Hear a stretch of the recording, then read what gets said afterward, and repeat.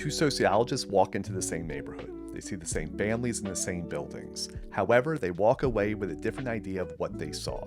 That's because when beginning research, every sociologist must make a crucial decision. Do they start with theory and test it, or observation and work in building a theory from there?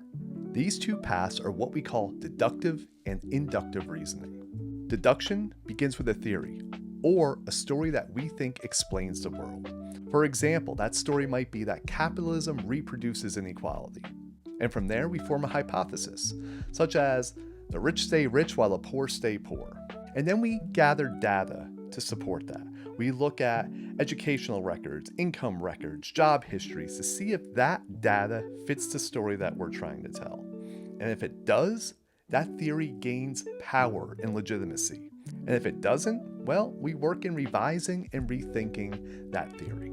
Deduction moves from the top down, from ideas to evidence and through interpretation. Induction, on the other hand, flips the process entirely. Instead of starting with a theory, the sociologist starts by paying attention. They might spend time in several neighborhoods, noticing patterns, and they might see that families with similar incomes are living very different lives. Families from one neighborhood have access to good parks and good schools, while the other is plagued by crime and crumbling infrastructure.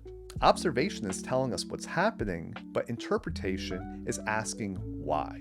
Maybe it's geography, maybe policy, maybe history or something else. As these observations accrue and meanings build, a theory begins to form. So, deduction starts with an idea and tests it, and induction starts with observations and begins to build a theory. However, neither works alone. Sociology is a constant back and forth between what we see and the meanings we make of it. So I want to end on this question.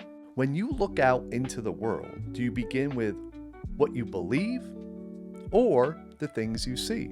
Or in other words, do you start with a theory or do you begin with observation?